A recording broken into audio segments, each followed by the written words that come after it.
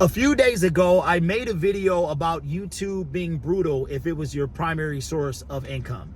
And I wanted to make a follow-up video to that because we've gained a lot of subscribers. This video has reached a lot of folks. And I wanted to clear some things up as to what I meant when I made that video and what the purpose of that video was. So we got a lot of new people. We've gained over 70 subscribers. It is my most viewed video on this channel. I want to say thank you for that. But I wanted to make sure that I was extremely transparent. I don't know what it was. The beard was unkept. It was unmoisturized. I usually don't moisturize it if I'm not going anywhere because the product that I use is quite expensive and I want to hold on to it as long as I can. It was dark and gloomy. I wasn't smiling. I looked extremely sad. Maybe that's why I came across as the video resonated like it did. But I wanted to clear some things up as to what exactly I meant by YouTube being brutal if it was your primary source of income. So a little history about how I got to this point. I have been doing YouTube for probably 15 years. I didn't know what I was doing for the first 7. It wasn't until I started talking about, I made a specific video at a specific time about a specific thing when I realized that there was something that you probably should need to niche down. And what that thing was the Detroit Lions. So I made a video about the Detroit Lions in a channel that I was talking literally about everything. My tagline was blah, blah, blah, everything. Had no idea what I was doing until I saw this video take off about the Detroit Lions. So I decided to niche down and talk about the Detroit Lions. That's why I'm a strong believer in niche. So I started doing that. And I went down a whole rabbit hole of things, the good, the bad, the ugly, start learning more and more and more to eventually I learned something that put me to where I am today. So I want to clear some things up. So I have been, which gets me fast forward to November of 2024. I am to a point now that I could do YouTube full time, where it was my primary source of income.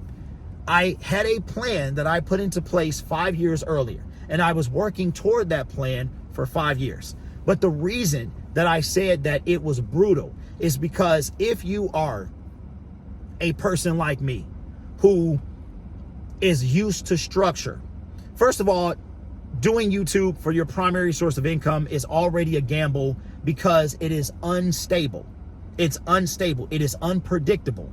If most of you go to a job and it's salary based, you know as long as you go to work, you're going to get the same thing every 2 weeks. If you make hourly wage, you know that it can fluctuate. You're going to get a minimum and then you're going to get more if you work over. You might get bonuses in each case, but with YouTube, it's not like that. There's a lot of variables that are into place. And for a person like myself who is used to structure, used to reliability, YouTube is not that. It is completely different from a lot of things you might be used to. The structure is not there. The guarantee is not there. The reliability is not there. And for a person like me, it is brutal on your mind, on your mental.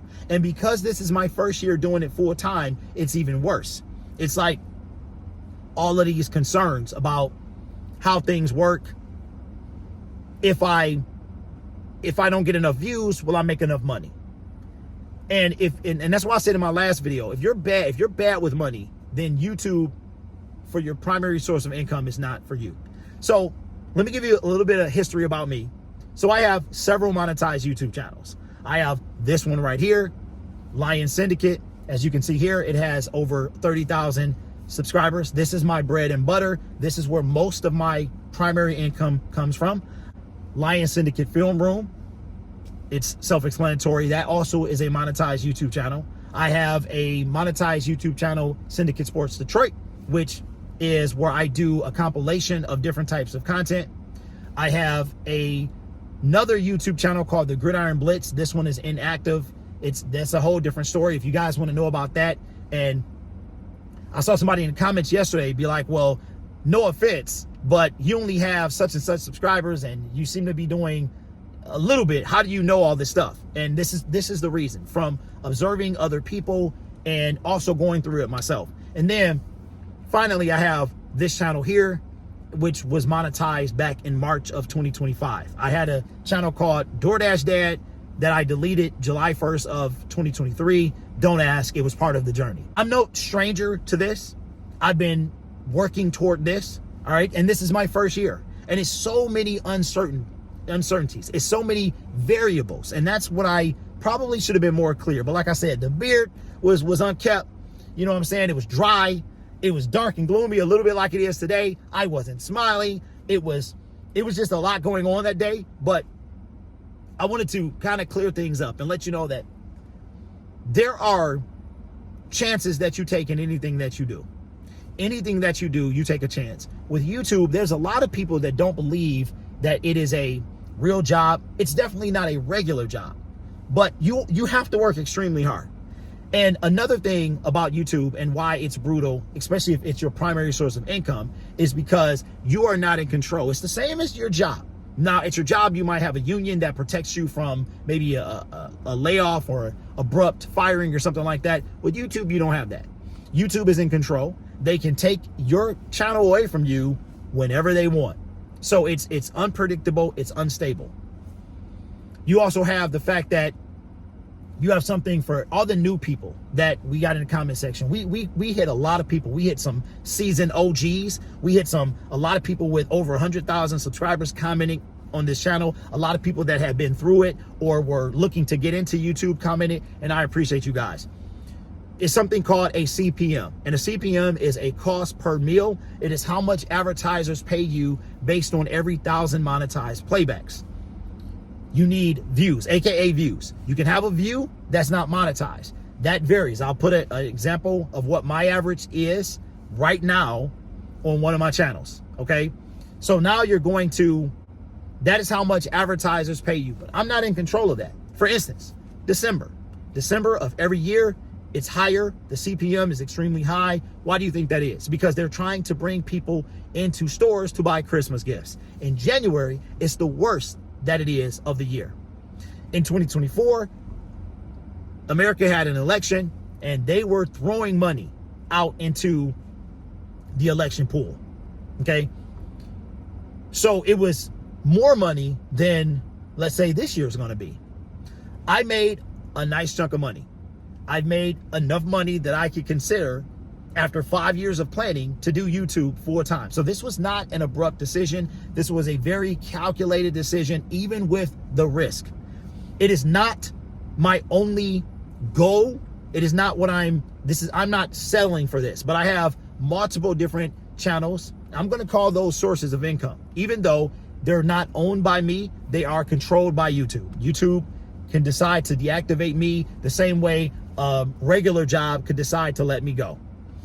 There's a lot of things that go into play. It's not, like I said, it's not a regular job, but it definitely pays real money. All right.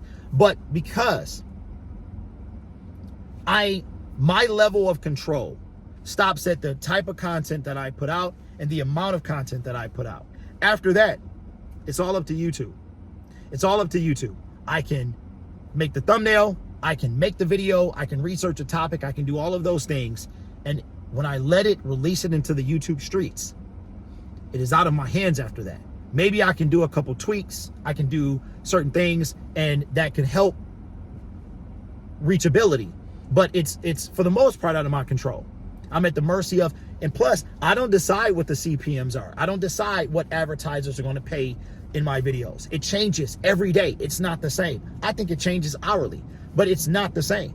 It can be, everything matters, right? If you make a video that's less than 8 minutes, you can only put a certain amount of ads. If you make more than 8 minutes, you can put more ads. If the longer your video, the more ads. So there's a lot of factors that go into place. And then based on how long your video is, the CPM of those videos will go higher most likely if it's a longer video, because advertisers are fighting to get ads in that video. But then you also have to consider retention, because if nobody's watching, advertisers not going to pay them. So it's all of this stuff, but I'm not in control. And that's what I was trying to get across. And the fact that it's so much uncertainty, it's so many variables that are in play, and very few of them are in my control. That's why I said YouTube as your primary source of income is brutal. But there are YouTubers that are in the small percent. Jake Paul, Logan Paul, and they might not be the best examples.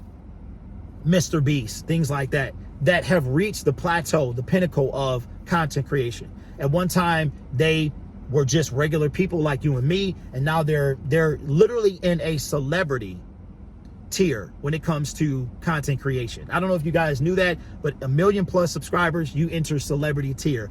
I am in a micro influencer, I believe it is. It's either micro or macro. It's I think it's micro. Between 10,000 and 100,000 is so not this channel, but my other channel, which is cool. Not everybody wants to be a celebrity, and to some extent, you are a celebrity even now. But that's what I wanted to. So it's real money. It is real money out here, and if you use YouTube to build off of, like, it's a great source of income. Even standalone. But what I'm doing is I am using YouTube to build a brand, to build a business, to build something that maybe can transcend YouTube. I have goals. Somebody put in the comment section of the previous video about what they're using YouTube for and what they're looking to do. And I have something very similar. So again, I'm huge into Detroit sports, specifically the Detroit Lions, and I have a goal to have my own brick and mortar studio and to make content from that studio and be a really big deal in the city and in the content creation kind of news space.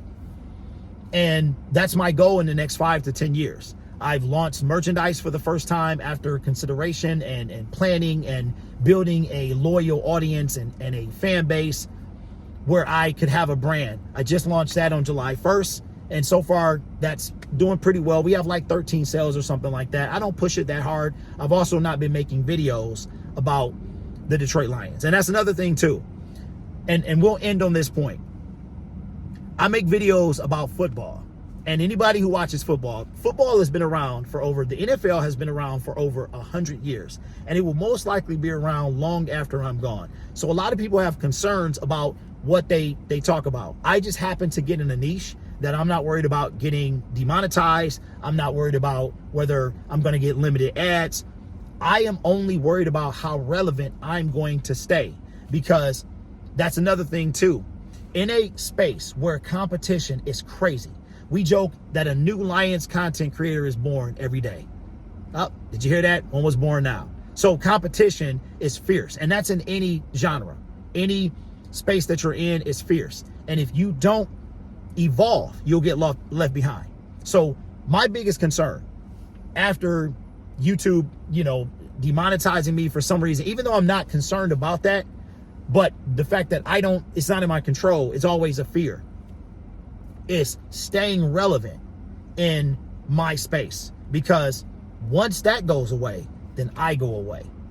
And that's the biggest fear. You can come to a job that nobody likes you, but you come and you perform, you do that job, you get paid. As long as you're good at it, you should stick around and get paid no matter what, right?